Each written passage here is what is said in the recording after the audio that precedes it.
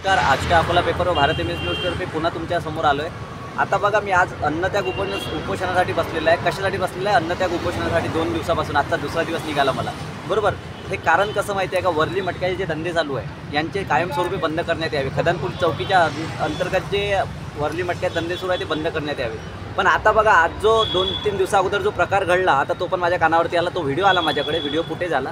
आता बघा, प्रकार असा घडला की बार्शी टाकळी परिसरामध्ये खुलेआम वर्ली मटक्यात धंदे तर सुरू, चक्रीचा पण धंदा सुरू आहे. पण आता बघा, जिथे चक्रीचे धंदे चालू आहे, जिथे वर्ली मटक्यात धंदे चालू आहे, तर तिथं चोरी तर होणारच, 1000% चोरी होणार. त्याचं CCTV फुटेज पण मी टाकतो. आता बघा, हे जे आहे प्रकार घडत आहे, हे वर्ली मटक्यामुळे, चक्रीमुळे आणि हे जे अवैधरित्या धंदे चालू करण्याची परमिशन देतात ठाणेदार लोक यांच्यामुळे होतं, बीड जमदारांमुळे होत आहे. आता जो व्हिडिओ माझ्या समोर आला आहे त्याच्यामध्ये 3 लाख रुपये कृषी सेवा केंद्राच्या दुकानातून 3 लाख रुपये चोरी केले.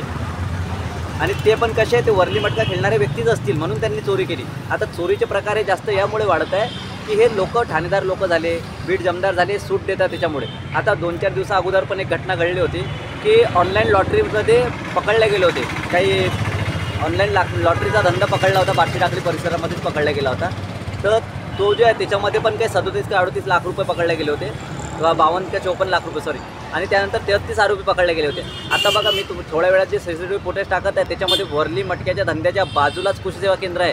तर हे SBI बँकेच्या जवळ आणि SBI बँकेच्या समोरच, एक्झॅक्ट समोरच त्यांचे जे धंदे सुरू आहेत ते अशा प्रकारे चक्री, वर्ली, मटका हेच चालू आहेत. त्याच्यामुळे ते बार्शी टाकळीमध्ये आणि अकोल्यामध्ये खदानपुरी चौकीच्या अंतर्गत चोरीचे प्रमाण जास्त वाढलेले आहे. तर याच्याकडे लवकरात लवकर ध्यान देण्यात यावे. आज माझा दुसरा दिवस आहे अन्नत्याग उपोषणाला. आतापर्यंत इथं मला भेटायला कोणीच नाही आलं. आता बघा, याच्यावरती काय कारवाई करतात SP साहेब ते बघूया. धन्यवाद.